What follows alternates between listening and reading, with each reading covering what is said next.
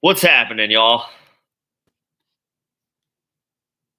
Hope everyone's had a good start to the week. The official kickoff of the combine week, if you will. Welcome into Facemask Fantasy, off-season edition.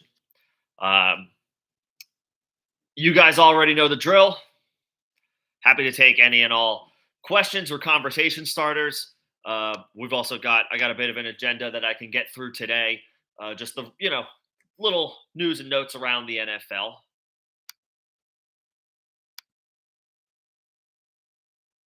Things to talk about. Of course, the rookie profiles, the dynasty rookie profiles are what dynasty players, anybody who's paying attention at this time of the year, that's what you're going to most be interested in. But there are there are still pieces of news and notes that pertain to anybody who plays any format. This is the time of year, and it's already happening where you're going to start to see players get released, or they're told by the team that they'll be released, whether it's a March 15 cut or a June 1st cut, a post or pre June 1st cut, right? Um, that news starts to trickle in. The combine is kicking off, and we're not too far away from the start of free agency.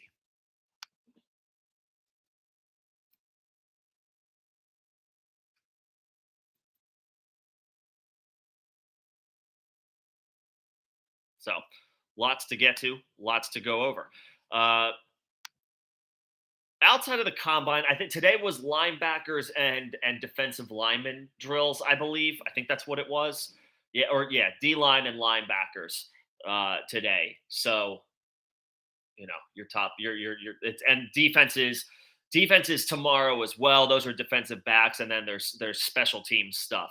So as far as scouting, players that are the most fantasy relevant, dynasty or otherwise.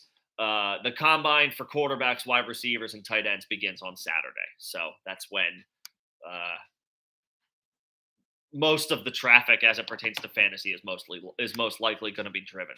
So um, it'll be interesting to see.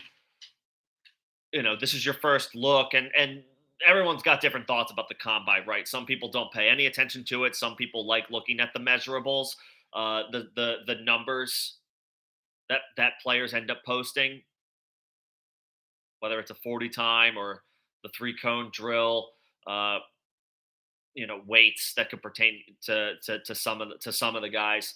Um, the vertical test, all of that stuff, right? And then of course everyone loves for the quarterbacks the hand test, right? Everybody was obsessed with Kenny Pickett last year with the little hands. I forget what it measured out to be, but the all important measuring of the hands statistic for the quarterback. So that all happened Saturday. Um, I guess one of the wide receivers I'll be most interested to look at, who one of the prospects anyway, and who has been in the news recently, and I just did a quick profile on, is Zay Flowers, because Zay Flowers has been in the news recently because of a recent physical transformation. Not a significant, well, it is a significant one given the short turnaround, or the amount of time he's had between the end of his college season and the start of the combine. Um, it is now well documented that Zay Flowers has added 13 pounds to his frame prior to the scouting combine. He played at a weight of around 170 pounds his senior year of college. Now he's reportedly weighing in at 183. Uh, in layman's terms, what most people are referring to it as is muscle, but there are others I see on Twitter and social media who are calling out that it's not likely all muscle. Some of that is going to just be fat. This could be nitpicking at this point, but just the point that with this small turnaround time, from December to February, the end of the college season, to now, the beginning of the combine, 13 pounds of muscle, that's a lot of muscle to put on in a short amount of time. So while he is clearly, he's working out like a machine, clearly, but some of that is also going to be fat, whatever, how much you want to nitpick, whether it's truly actually quote unquote 13 pounds of muscle. People are going to go ahead and debate that. But the point is, he added more to his frame. Primarily, I guess the thought process is here, and again I mentioned this in the video that I did, is he's probably wanting to bulk up to increase his chances or how it looks as far as being able to line up on the outside because he's only 5'9".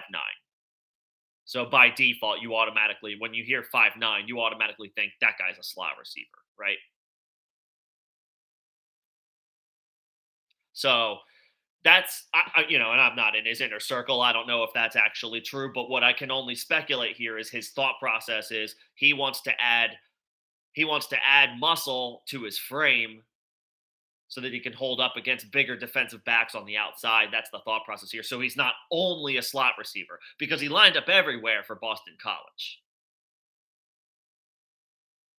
Ran the ball a little bit too out of the backfield. He wasn't crazy good at that, but they thought enough of him to try it out. So, you know. So he's a guy that I'll be interested to see on Saturday, see how he does in the 40 or the 40 might not be until is the 40 on Sunday? Um I'm blanking on when the 40-yard dash is, but whenever he runs it, I'll be interested in that. Um the three cone drill, what he measures out in that will be very interesting. He's a guy I'm excited to see on Sunday when the wide receivers go. So that's one of the names of the combine. Again, they start with defense. They're doing defensive line and linebackers today. Tomorrow will be the defensive backs. We'll see the offense starting Saturday.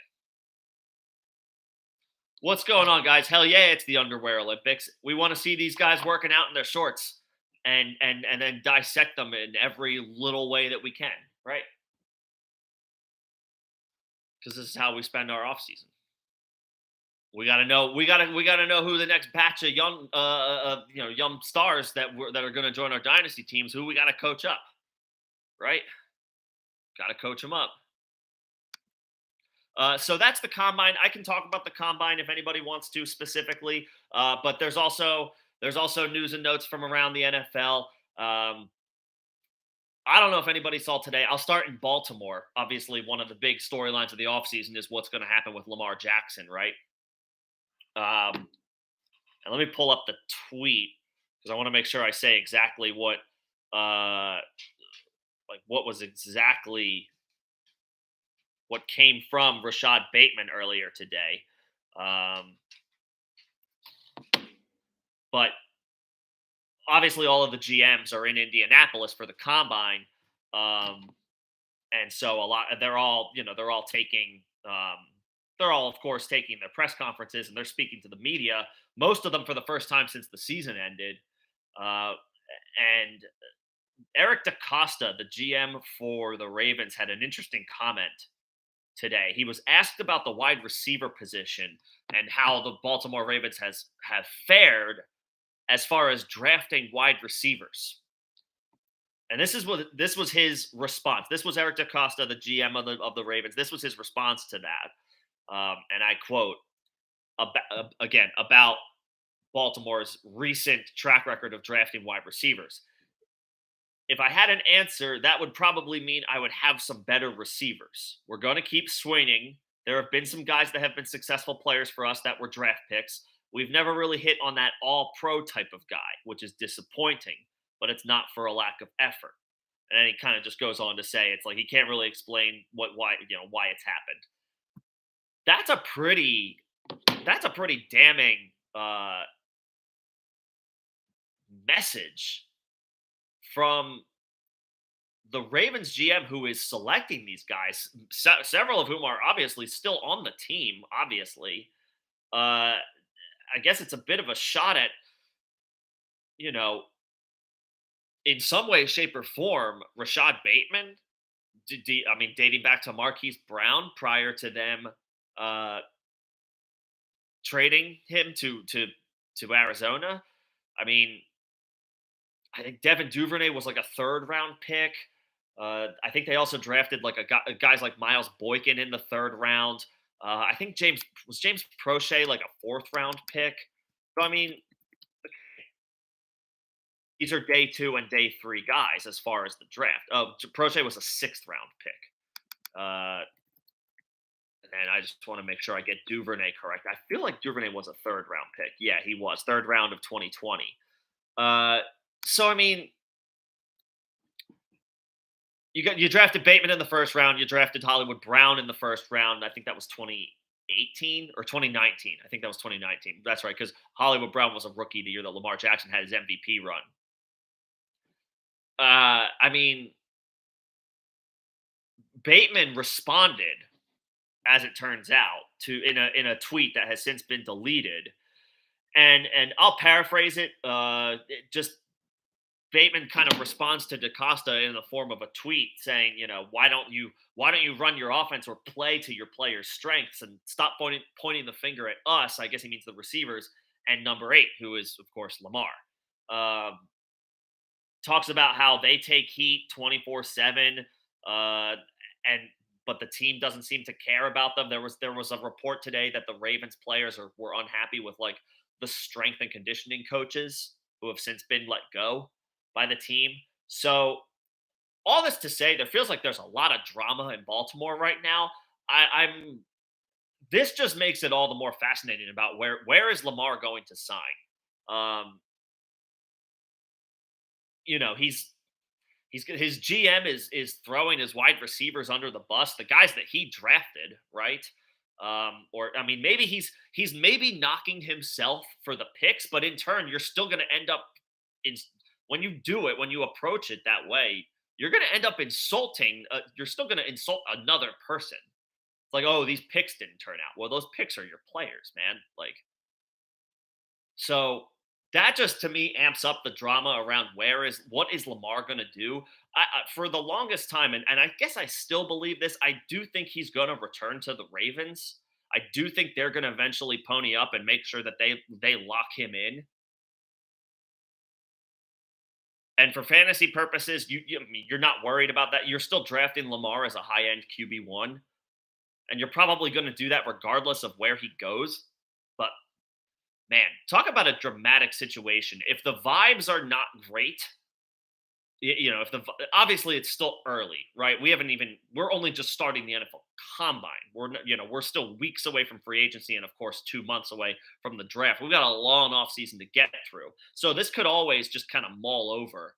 But the vibes on the Ravens this year are going to be very interesting to monitor throughout the offseason. I always, it's for better or worse, whether it works as a practice or not. I do like keeping tabs on like the vibes, quote unquote. John Hansen, the guru, does this a lot. Like keeping your eye on the vibes of the team heading into camp as they head into training camp. Like what type of feel are we getting from them? And if it's a negative one because there's drama, it's, you know, in a vacuum within reason, those become situations where it's like, do I want to invest in that from a fantasy perspective? So just something to keep an eye on for the Ravens. But on the flip side, I mean, if Lamar Jackson comes back to Baltimore, maybe that means maybe they're looking to do what the Bills did a couple of years ago with Stephon Diggs, what the Eagles just did this past year with AJ Brown. Maybe the Ravens are that next team to sell capital for a receiver for Lamar Jackson. And the first guy that comes to mind is obviously the wide receiver who's been in or been the starter as far as wide receiver trade rumors this offseason. You probably don't have to give the Arizona Cardinals that much at this point for a 30-year-old DeAndre Hopkins.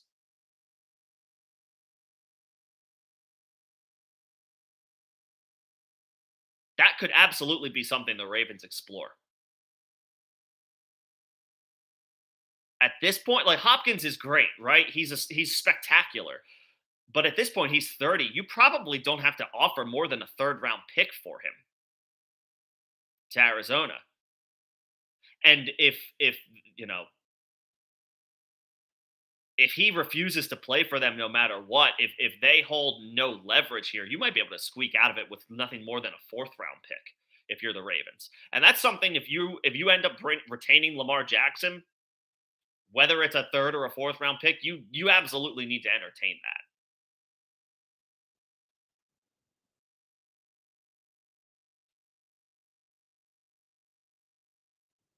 that. Now, whether that is a win or a loss for Hopkins from a fantasy perspective, we'll talk. We can dive into that if that in fact happens. But just something to think about for the Ravens, and maybe it kind of brings this drama a bit to a halt eventually. But not the best start to me for the Ravens for this offseason. Not off to a good start. I think one that's makes sense to keep an eye on in the coming weeks.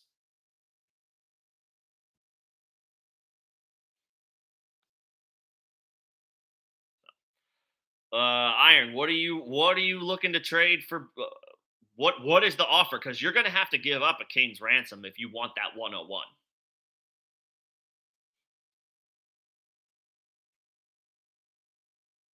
You're going to have to give up a lot.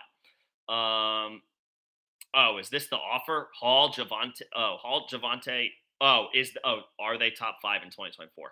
Yeah, I mean they could be. Well, yeah, Brees. Neither one is going to be top five in 2023 as they both recover from injuries. But yeah, I mean that if we just go off of recent history, the trend is a running back returns from a significant injury and comes back to form maybe like 2 years after the injury, not one. They'll return to the field year one, but they might not be themselves again in 2024. So yeah, that's when it's a little bit more plausible that that could happen.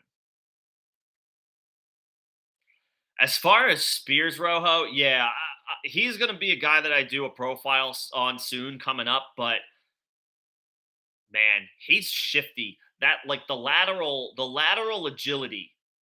Like he breaks like he breaks tackle. He makes the first man miss, and then like the lateral quickness, he loses nothing on that. He's very intriguing. That was the most impressive thing to me. It was like he's running sideline to sideline. I'm like, this dude's not losing speed.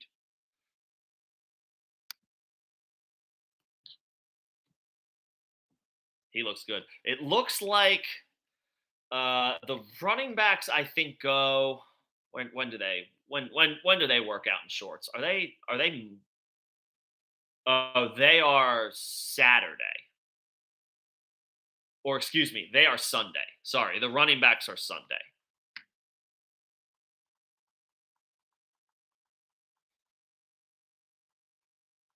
And then going into the next week, oh, that might be it. Okay. Is it just until Sunday?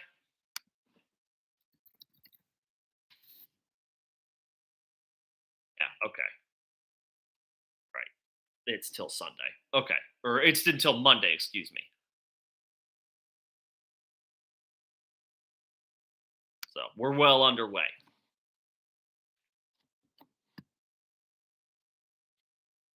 So we'll see the running backs. Yeah, we'll see the running backs on Saturday. We'll see the quarterbacks, the wide receivers, the tight ends on Friday. Or on Saturday, excuse me. I keep getting my dates mixed up. So yeah, let's see what do we make of the guys in the shorts.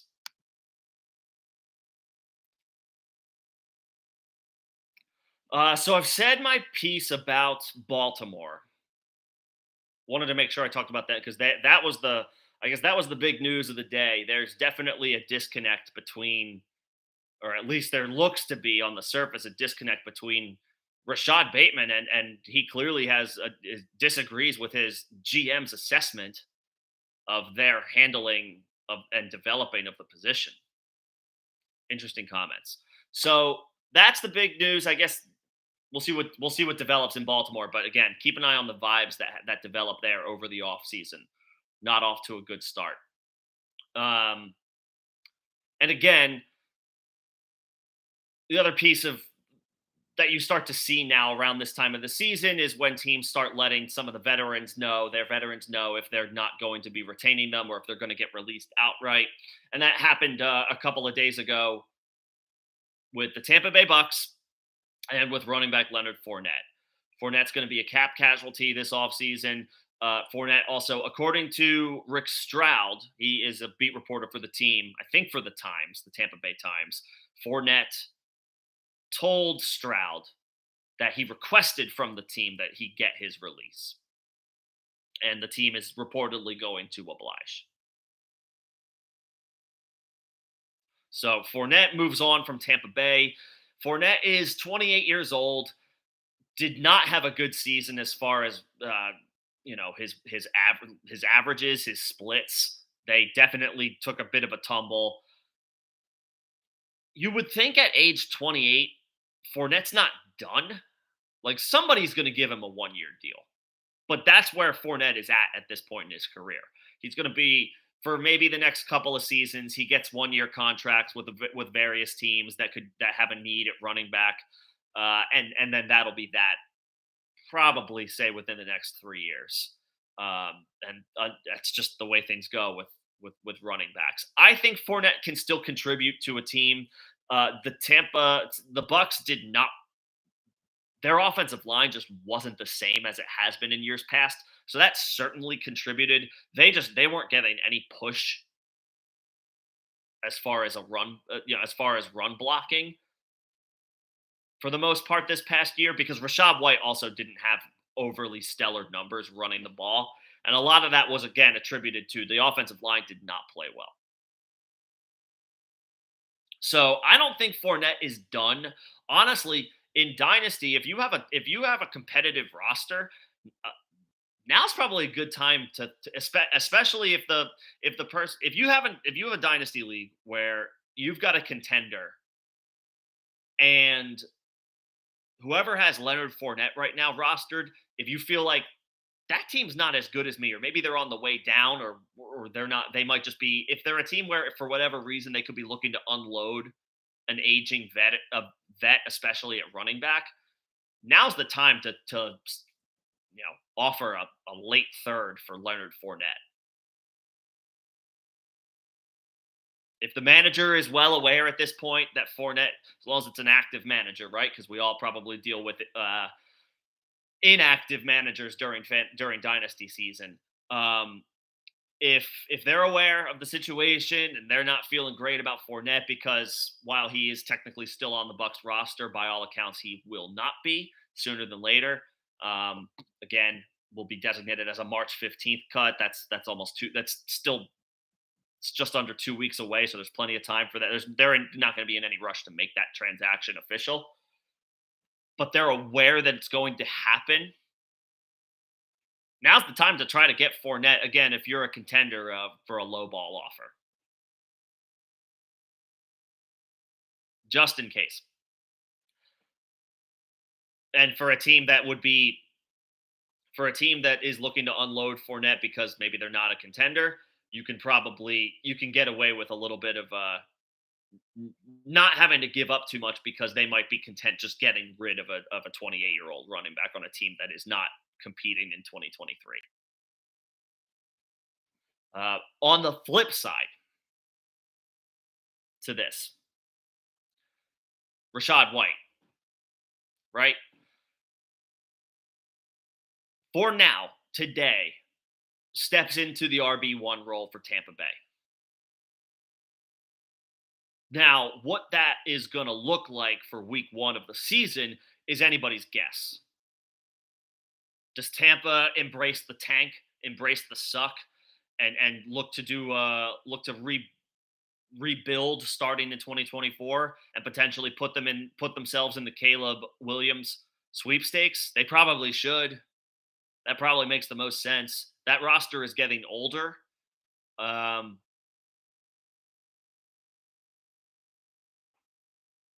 Roster is getting older and is on the decline, right? That the forget the offensive line, forget the fact that Tom Brady is gone. Their secondary they haven't steadily gone downhill over the past couple of years since the Super Bowl. They've gone off a cliff.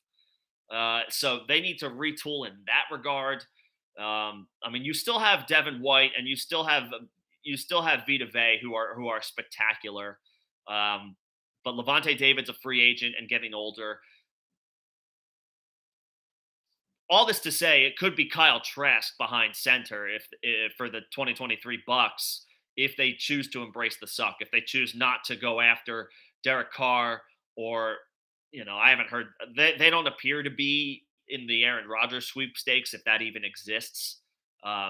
but it probably wouldn't make a ton of sense for them to go after Rodgers, having just had an 8-9 season with Brady. I don't think quarterback. I don't think they're not a quarterback away like they were when Brady first signed there in 2020. That this is not the same type of Bucks roster. So if they choose to embrace the suck, Rachaad White is a little less enticing. But for right now,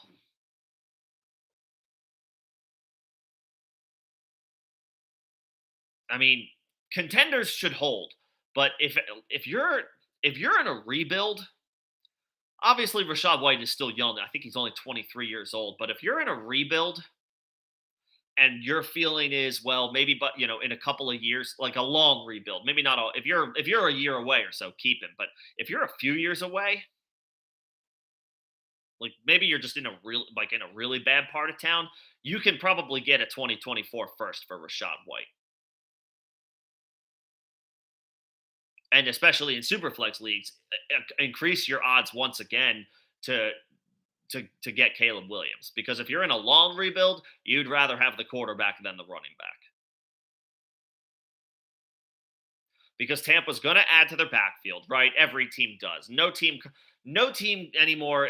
Not for the past 10 years, easy at least. Nobody comes into the season planning to rely on one, maybe two guys. Now they plan to lean on three or four guys.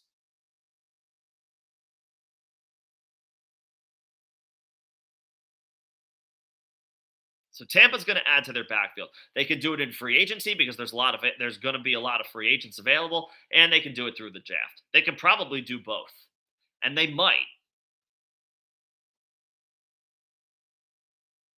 But for now, again, Rachaad White gets a huge boost in value, and to that point, if you can turn him into a 2024 first that you feel like is going to do well, or that it's going to be hot, like in the top half of the first round, you might want to explore that.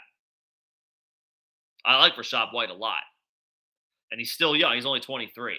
But based on the news that Leonard Fournette is going to be released, and while there is not another back on the roster, you can ask today, right now, for a lot for Rachaad White. If you're in a short rebuild, don't do it. If you're in a long rebuild, something to think about. If you can get a top six pick in 2024, increase your odds of getting Caleb Williams, you got to look into doing that. Specific scenario, but just wanted to throw it out. What's going on, guys? Crumply heads, Mike, good to see you guys. As far as should this be Jeudy season, Iron Man, I've been pounding the table for Jerry Jeudy, or as far as who I prefer in that receiving core since last year. Yeah, I mean, I don't know if y'all remember, but John has always been a Cortland Sutton guy, which by the way, John is still on the mend. It's a lengthy rehab that he's going through right now is after the surgery. So he's staying in good spirits. But it is going to be it's going to be some time. But I know he wants to get back at it once he can.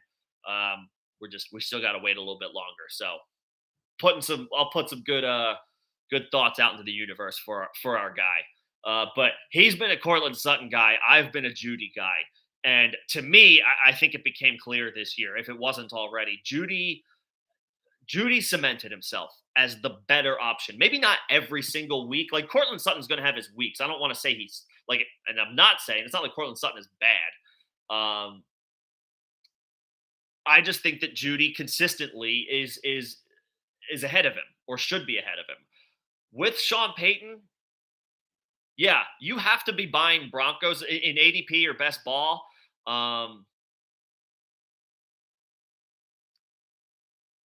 You gotta look to buy your Broncos and take a shot on them because they're dirt cheap right now. Judy's not. Judy's on the higher end as far as the ADP, but I think I grabbed Sutton, I think, in the eighth or ninth round of a slow draft, and because I have the turn in this draft, I had the 112, so I have the turn at the 8-9 turn. I think it was, I took Sutton, so you can have him 85, 90 picks into a draft, or Yeah, 80, 85 picks into a draft. You can have Cortland Sutton. Last year, he was a fourth round pick. And I think toward this, people started getting hype about Russell Wilson and the Broncos offense. And there were some drafts, 12-team drafts, where I saw Cortland Sutton going in the third.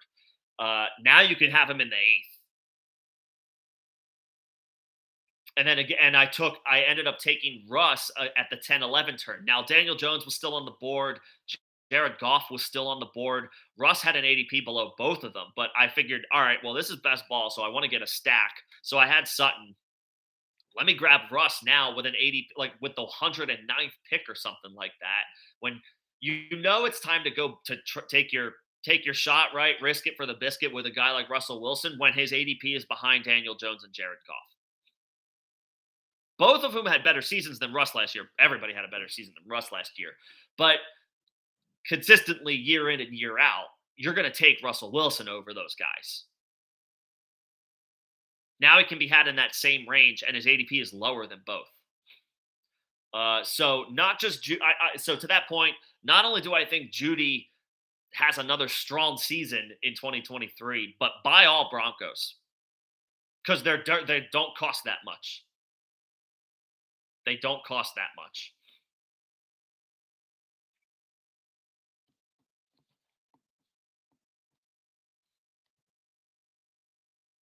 Yeah, where did I take them again? Let me see. Man, I have an active one right now where it's taken like 12 hours for 3 picks to be made. Like, come on, people, pay attention. Yeah, I took Russ with my 10th round pick, the pick 109 in a 12-team best ball after securing Cortland Sutton with the 84th pick. I mean, yeah, that's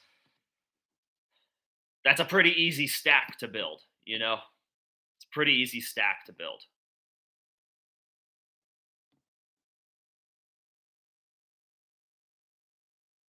And Sutton himself, I mean, again, I much prefer Jeudy.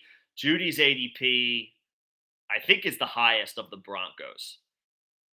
His ADP is 50. Is Javante lower than that? Yeah, Javante's ADP is 70. That makes sense though. I understand being wanting to be cautious about him. You worry about, again, you worry about running backs the immediate season after a significant injury. It's not until 2 years later where you really start to feel better about them. It's just hard to fully return to form that quickly after suffering an injury.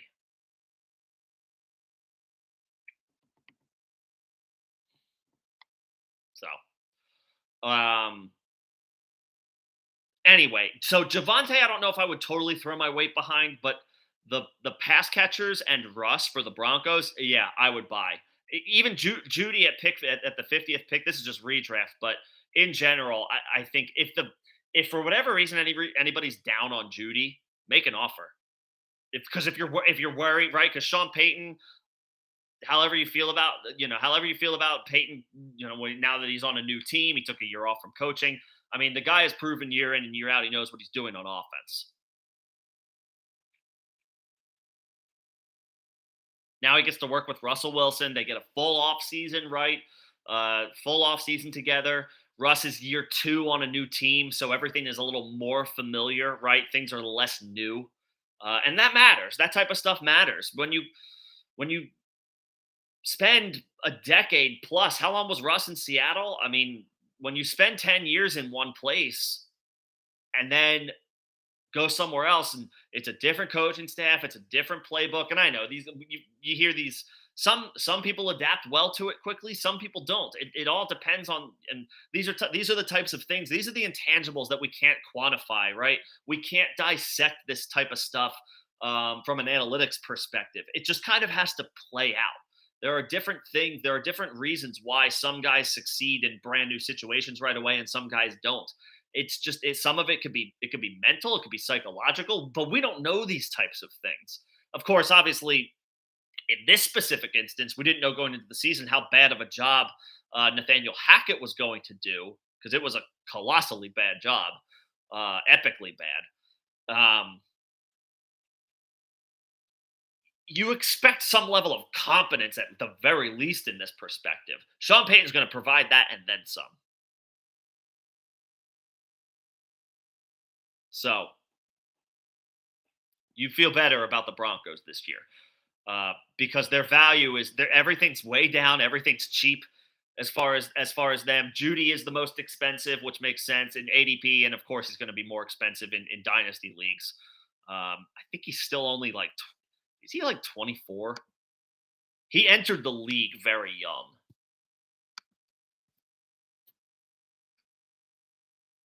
He's 23. Oh man, he entered the league as a 20-year-old. Yeah, so he's only going to get better. He's only going to get better. Who has him in my dynasty leagues? All right, I have to keep an eye out on that one. Of course, the guy who has him in my dynasty league, the guy who has him is the dude that like he falls off the face of the earth during the off season.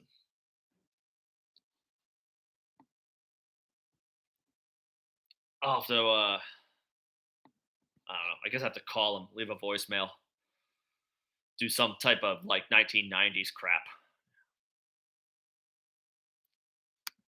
Text messages. He seems to struggle with text messages. I don't understand that shit. How can you struggle with text messages in the year of our Lord 2023? Come on, dude. So anyway, Iron, yeah, this should be. I think this should be Judy's season, and I think again, as somebody who has not been a Cortland Sutton guy, if I can get Cortland Sutton 85 picks into a draft, then count me on board for Cortland Sutton as well. And I'll take another step forward and say, give me Russ 110 picks into the draft. We now know, we can say definitively there is a gap between Sean Payton and Nathaniel Hackett. And I'm probably not like, it's like more like this. Like, that's going to make a significant difference for the Broncos offense. So we should be buying in. We should be buying in. And Jeudy, I've been a Jeudy guy for a while now. I think if Sean Payton can instill even a little bit of stability and creativity to this offense, then yeah, wheels up on Jeudy.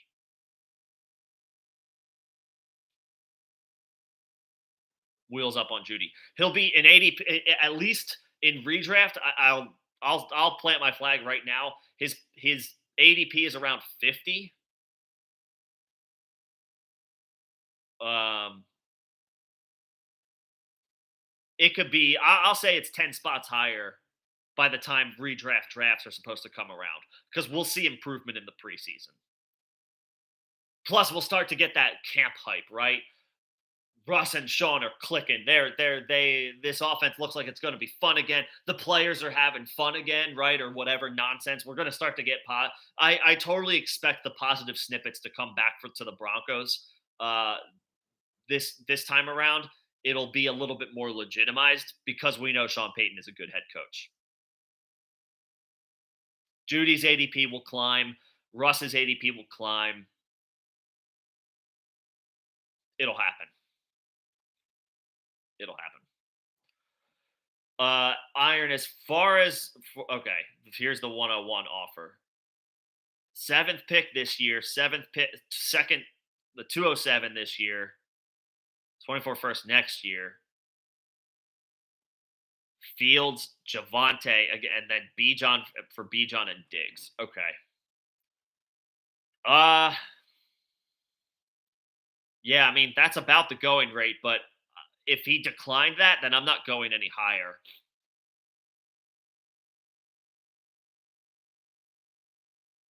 That's crazy capital for. I mean, look, I know Bijan is expected to be that dude, right? He's expected to be. He's expected to be on par with. I mean, as from a prospect perspective, he's on par with Saquon as far as expectations go.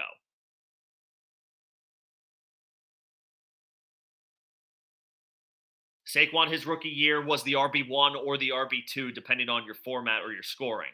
So that worked out for that 1 year. But then it took 3 years of waiting for him to pay dividends for you again, right? Because the very next year, um, he suffered some injuries, and he was still, I think he was an RB1 in points per game, but he was more of a low end RB1 in points per game. And he missed time. He missed time that year with some injuries. And then the following year, he tears his ACL week 2, misses the season. Then in 2021, the 2021 season, he looks like he's coming back to form around week 4. And then on a fluke play, it is a fluke play, but it still happened. I think it was week 5. He picked up another weird injury. He missed a few weeks and he wasn't the same the rest of the season. So just, yeah, you can take a swing on the top prospect, but if you're offering a king's ransom and the guy still says no, which means now you have to add even more on, just remember you're playing with some fire offering that much for one player. And then again, in the just take Saquon, who is spectacular and reminded us all that he's spectacular just this past year, but it took 3 full seasons in between his rookie year and now.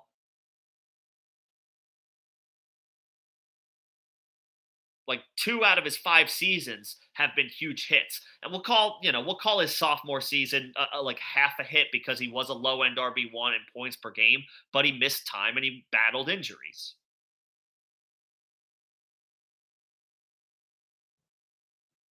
And then 2020 and 2021 were like pulling teeth because he missed the whole 2020 season, and then in 2021 he wasn't the same after like week 6. So Iron, I would say you gave it your best shot, but I would hold that. I would hold that collection of picks. I would hold that collection of picks. If you gave it a shot. You gave it your best effort. You offered 2 firsts, a second, a young ascending quarterback, and a guy who at one point was being billed as a top 5 running back in Javante. For Bijan and Diggs, who is still great but is getting older. I think he's 29 now. So I mean, I think you gave it your best shot. I would not include anything else in there.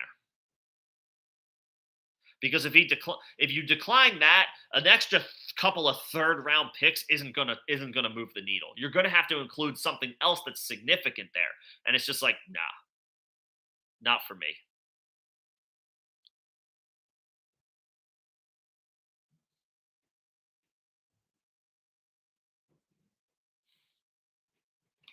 So yeah, I wouldn't do that. I would proceed with a lot of caution. I hope Bijan is spectacular. I hope he has a great career. I hope his career is injury free. But we know with running backs that doesn't happen. Like there's no such thing as an injury prone running back because the position itself is injury prone. If that makes sense.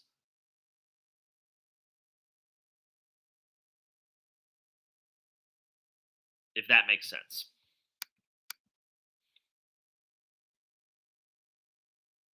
Just look at this Brees Hall was the 101. And you would be over the moon to have a guy of that caliber, but he suffered a season-ending injury before just as he was really starting to get started. It was like week 7 or 8. Javante Williams, right? Travis Etienne missed his rookie season.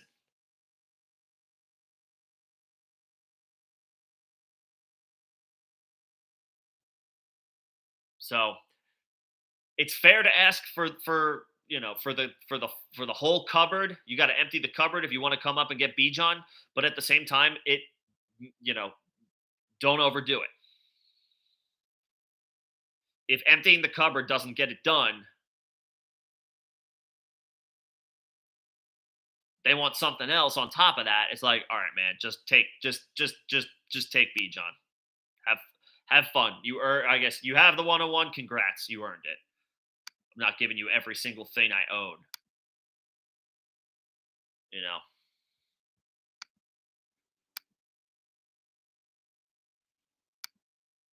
to acquire a guy who unfortunately plays a position that is highly volatile from an injury perspective.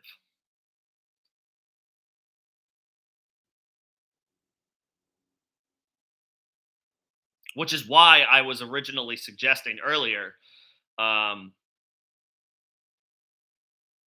if you are in a long rebuild, to consider selling high right now on Rachaad White sans Leonard Fournette.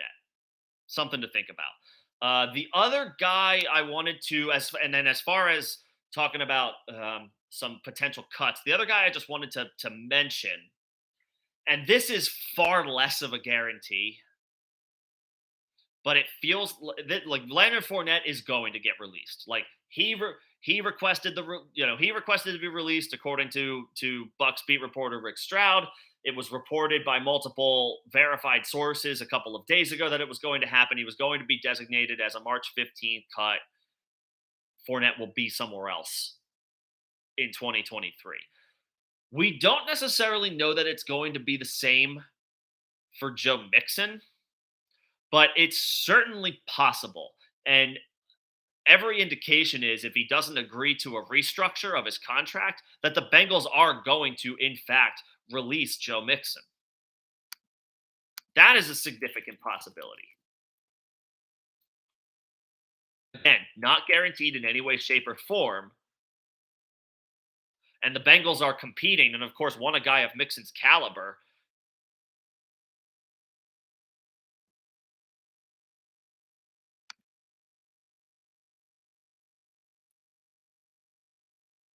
But he's got 2 more years left on his contract. His dead cap hit this year goes from it was an $8.5 million cap hit last year. Now it goes down to 5.5 this year.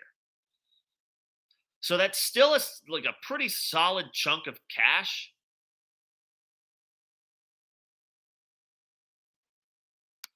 But the Bengals need to think about and need to start preparing for those contracts that are coming up for their other guys on offense who are more important, right?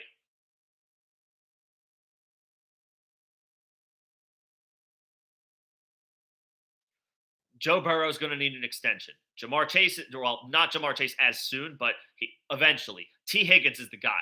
Like you need, like I like Joe Mixon. I've been a fan of Joe Mixon as far from a production on the football field perspective for years. He has been rock solid. He has been consistent. He's been an elite producer.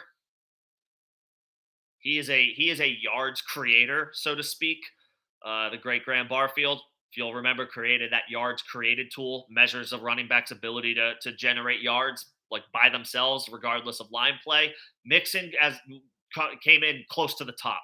He was in the Barkley tier as far as yards created on his own. The guy is awesome. But his production waned last year as far as his play for play success, right? His efficiency wasn't as good. It definitely dipped.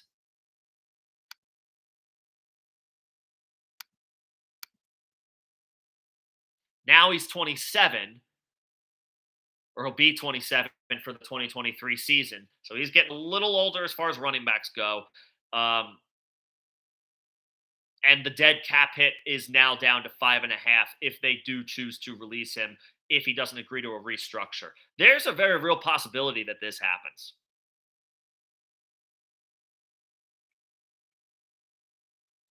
Again, they need money for Joe Burrow and T. Higgins and eventually Jamar Chase.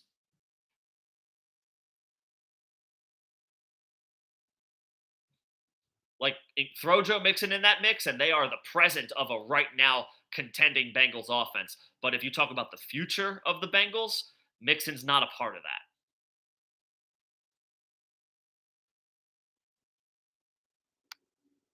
Plus, now you got the off-field issue that came up with him with he had an altercation with a woman. I don't remember the details if he knew her or not, but it was something about waving a gun in her face or threatening to something like that. Um, when you start to become a distraction in that regard, now there's even another incentive for the team to consider all of their options, right? Like they already had some potential ammunition to move on from you this year. Don't give them more. Um, that being said, I've been a fan of Mixon. I on the Bengals, despite they've had some issues with their offensive line and piecing it together. It was better this year. It wasn't great, but it was better than it was the year they went to the Super Bowl. Joe Mixon, this is his best opportunity, most likely, to continue to succeed. I would like to see this offense together for one more year, but I mean, it's possible it doesn't happen. So again, we want to keep an eye on the Bengals running back situation because if they go running back in the draft, you want that player, you want that piece. That could end up being a late first round pick, early second round pick in your dynasty rookie draft, whoever it is. I'll just throw a name out. They could be the team that goes after Charbonnet. And if they do, that he is going to potentially, depending on the landing spot of some of the receivers, move up into the top 5 or 6 of the first round because that is a great landing spot. And if we're already quite, wondering if we don't know where anybody other than Bijan is going to go, Bijan's going to be a first round pick. It's probably going to be in the later round of the later half of the first round. Um, After that, I mean, you can spend a day 2 pick to get a guy like Charbonnet.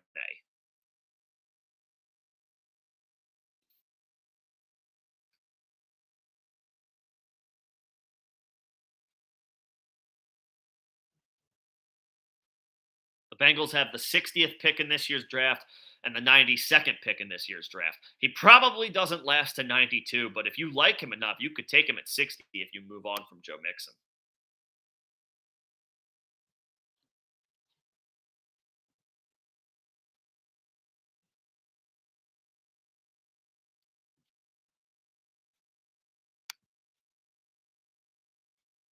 Something to think about. Something to keep an eye on. Um, does the team move on? Do the Bengals move on from Joe Mixon?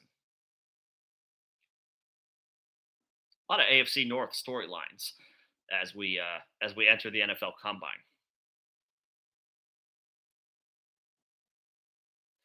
As far as let me go back to the chat. Chuck, man, good to see you, Chuck. Thanks for coming in. What to use to acquire Jeudy, man. It's gonna cost a first round pick because he's still only 23. I don't know if he's gonna be 24 when the season starts, but it's gonna cost a first round pick if you have like. I'm not crazy about trading a 24 first, but if you have like the 8th or ninth pick in this year's draft, I don't know if that's going to get it done.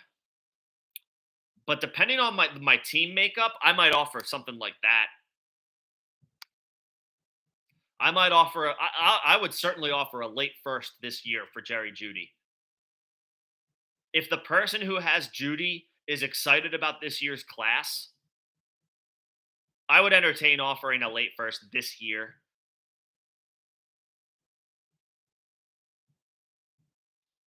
for Jeudy. Um,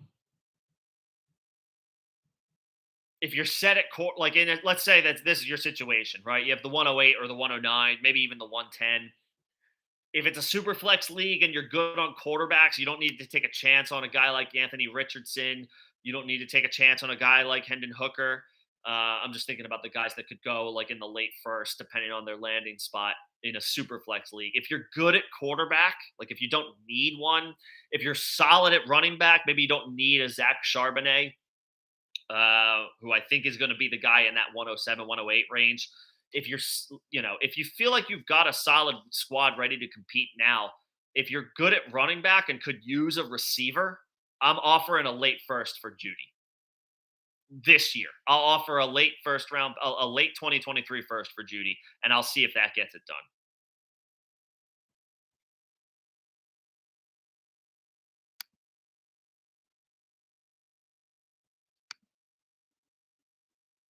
And honestly, again, if somebody's excited about the 2023 class, if somebody is still fired up about 2023 and the expectations that have come along with this class over the past couple of years now, if someone's hype on 2023, you might be able to throw a late first for Jeudy and get like give me a second rounder in 2024.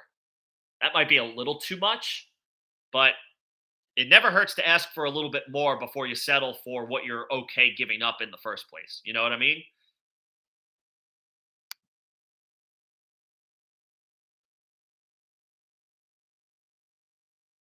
I would think about doing that. It's going to cost a first round pick to get Jerry Judy, but if you have a late first this year and you're set at and you could use a receiver, if you're set at other positions but you could use a receiver, I would offer a late first for Judy. I absolutely would.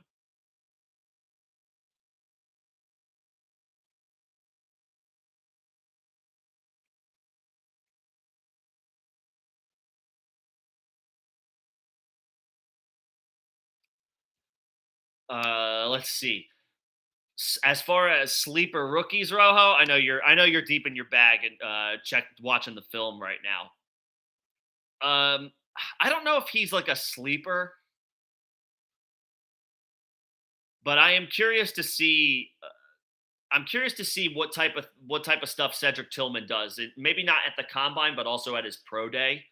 Um, Tillman dealt with some injuries this past year, but he had a really strong season in 2021. He had a really good year in 2021. So his stock is a little bit down right now.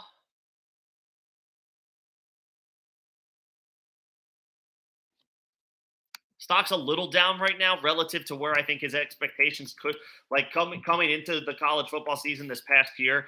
I think expectations were a little bit higher, and then he suffered some injuries, and now his stock is down a little bit. But I mean,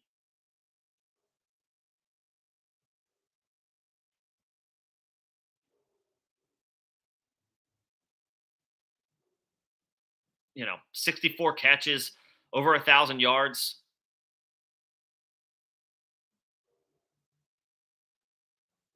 Is he a? Oh wait, is he a fifth year senior? Man, that would be a buzzkill. I just remember seeing Tillman's numbers and thinking like, okay, he had a really strong 2021. He had 12 touchdowns, 24% target share for Tennessee, almost 1,100 receiving yards. I thought those are really good numbers. His senior year or his 2022 season, he only played half the games. He picked up injuries and missed time, and he didn't have nearly the same season. I was like, man, I might pounce on that potential value. I'm only just now realizing he's almost 23 years old already. Ugh. That I mean, look, 23. That's not a death sentence, right? It's not like he's not 30. He's not a 28-year-old rookie, right? Still only 23. That's plenty of time, and he might be NFL ready a little sooner than later because of the advanced age. I guess I'm a little less interested in him now as a prospect because of that. He's not 21. He's 23. Um, so and he had to return for like a fifth year senior season, one where he got hurt in. So all right, the shine on him is a little down now, I guess, after that.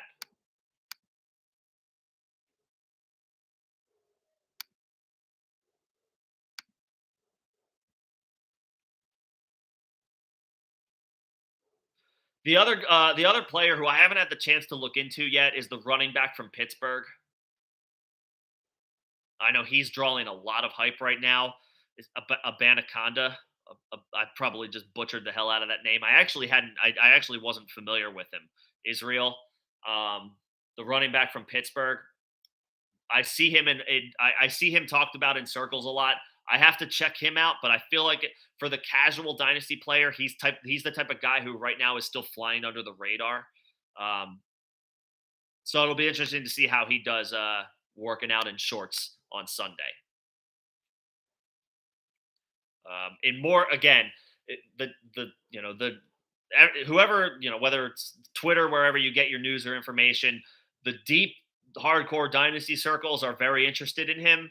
I would think that somebody who plays dynasty but maybe doesn't tune in until closer to the NFL draft. He's a guy. The running back from Pitt is still the guy who's flying under radars right now in that regard. So if you've got some casual players in your dynasty league, he's he's probably a guy where you might want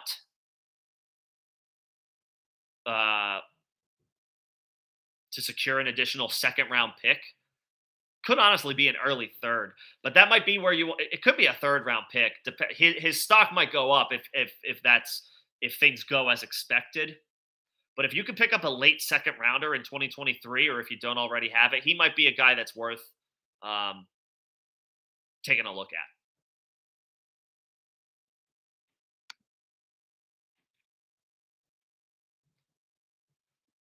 So I got to get something out on him. He's interesting. I was original. I kind of just talked myself down the from the pedestal a little bit on Tillman. Tillman got me with I was like, his 2021 season was really good. His 2022 season, he just got hurt. Uh, he'd probably be in a rung higher as far as the conversation if he stayed healthy. Now I'm seeing he's going to be 23 years old when the season starts. It's not ridiculous, but it's a little old at these days for a rookie. Little on the older side.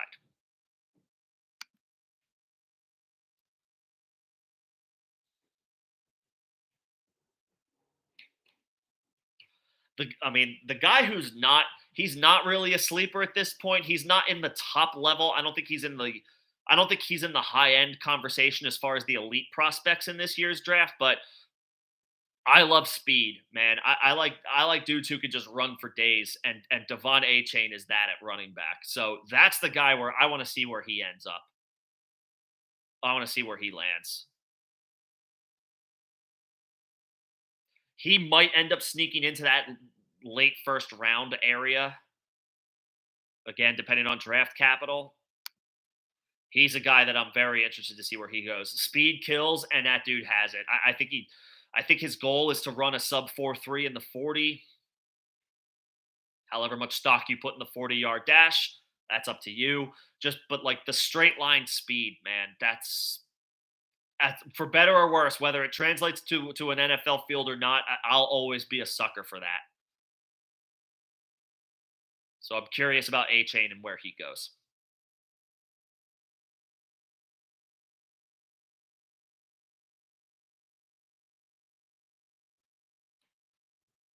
Yeah. Appreciate the love, Chuck. Thank you guys for coming in and hanging out. Um, Probably wind this down shortly. Just a quick recap. Talked a little bit about the combine.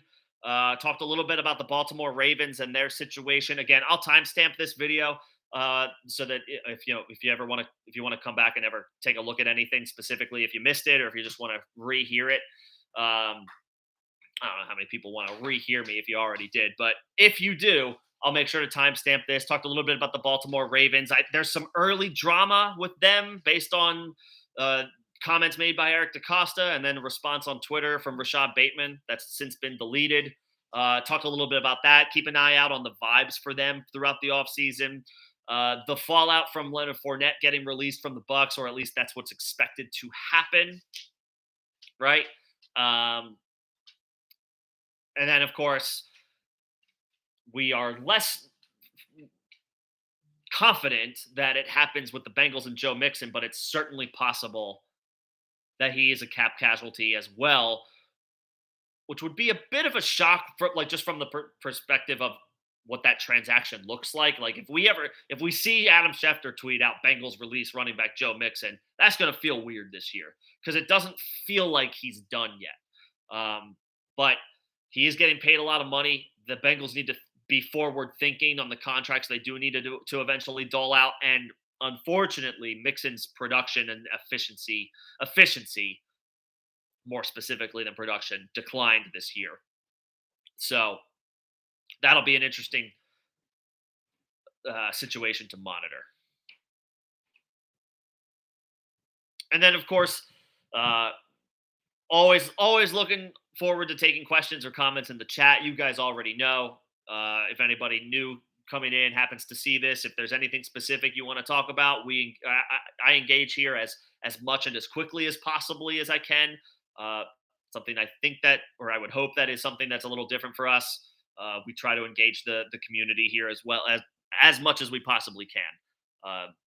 So don't be shy to ask questions or bring up those conversation starters, because nothing's off limits from a fantasy perspective.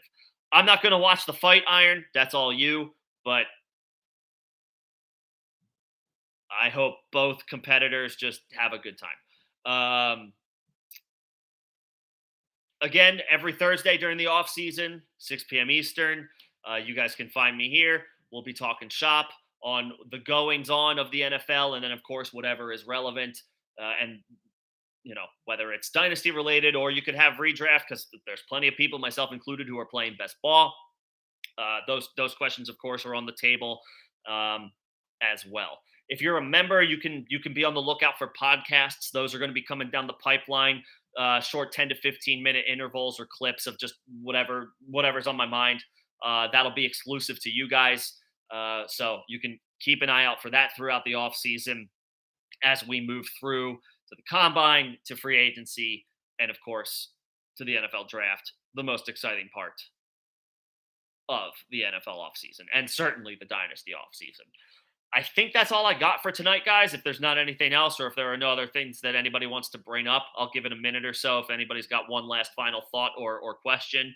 Uh, but that will, for the most part, do it for me. Um, I'll keep coming through with specific topics that I want to talk about, and then of course you guys bring up whatever y'all want. You guys know how this goes. Appreciate everybody's support as we continue to navigate this offseason. Again, still flying solo for now. John is in the midst of a lengthy rehab from back surgery. It took him out pretty good, but he's moving forward. He's pushing through, and I know he knows that you guys have thinking about him. I've definitely relayed that to him. I know he appreciates the support. Hopefully, we have him back real soon. But of course, take as much time as he needs to get his body right. Other than that, that's going to do it for me tonight. Everybody have a great weekend. Everybody enjoy the combine if you choose to tune in, or maybe you just love football and you want to watch football. You got XFL. You can check that out. I haven't tuned into a game quite yet, but the reviews I've seen so far are pretty positive. So we'll see how that goes. Maybe I'll tune in at some point over the course of the weekend, but I am not committing to anything as far as the or it's not the XFL, it's the USFL. But we'll see. Chuck, as far as a possible outlook on Rachaad Penny, I mean, he's a free agent, right? He's a free agent who is had his significant share of injuries. And of course got usurped in Seattle by Kenneth Walker, and they're of course going to be moving forward with him as the starter. Penny could, I guess, come back to the Seahawks, maybe on like a 1-year deal. They could also just decide that they're done after 5, pretty much for the most part, injury plagued seasons, maybe 4, and then one great 2021, and other than that, a lot of missed time, a lot of what could have been with Rachaad Penny. He could return on a 1-year deal or on a cheap deal to the Seahawks. He's probably not going to get more than a 1-year contract anywhere. And with the amount of running backs that are in free agency this year, plus the significant turnover at the position, I could see Penny in a situation where he's kind of the talent is there, but he might be fighting for a roster spot, even as a former first round pick. There's just outside of a very strong, very, very strong stretch in 2021, it's been difficult for him to stay consistently healthy, and teams are going to bake that into their offers to him, and it's not going to be, it's not going to be the type of contract that Penny surely was hoping to get one after he completed his 2021. So, he could return to Seattle as a backup to Kenneth Walker. He could move on, but there are going to be opportunities, but it's a crowded free agent class at running back. It's crowded. And then on top of that, somebody's not making somebody has full plans to go for, whether we don't know the team, but somebody right now is scheming to make sure that Bijan is the player in their backfield. So that team's going to be out on Penny. There are going to be teams who probably take a long, hard look at guys like Jameer Gibbs and Zach Charbonnet, and maybe Zach Evans could be in that conversation. Depends on who likes who. Teams that expected to add a running back with strong capital, and whether it's a day two pick, are probably not going to be in on Penny.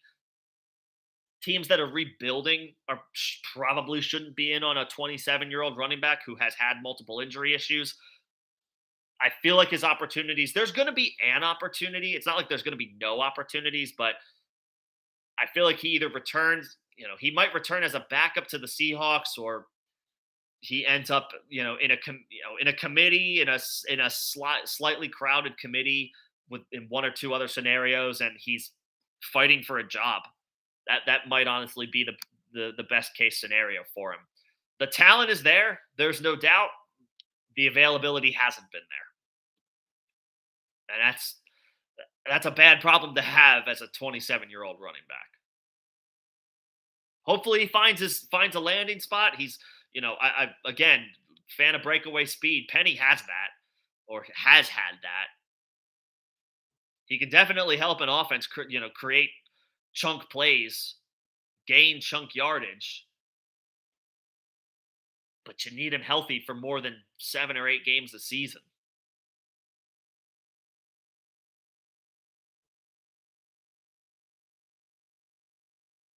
So I guess maybe the best case scenario is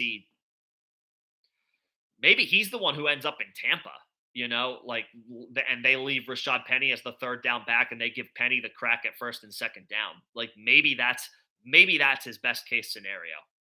The Bucks bring in Rashad Penny. I don't. That probably doesn't help either side. The Bucks don't look like a team that's going to be, at least right now on the surface, they don't appear to be a team that's going to be able to compete in 2023. So why sign a 27-year-old running back? That being said, they have an opening. They have a job opening for a grinder if Leonard Fournette is moving on as expected, is going to be released as expected. So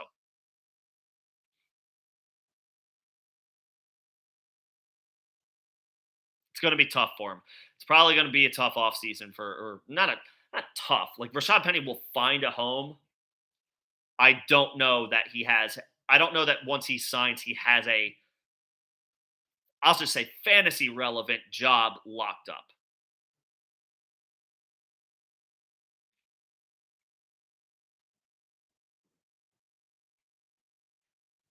That remains to be seen. Miami would be a good spot. They don't have a first round pick, so they're not the team that can. They're not a team that can go after Bijan, but they could use what a day two pick. I would expect whoever signs Rashad Penny also, yeah, uses maybe like a fourth round pick on a running back, and it's just like a committee, and we'll see what happens. We'll see who gets what role.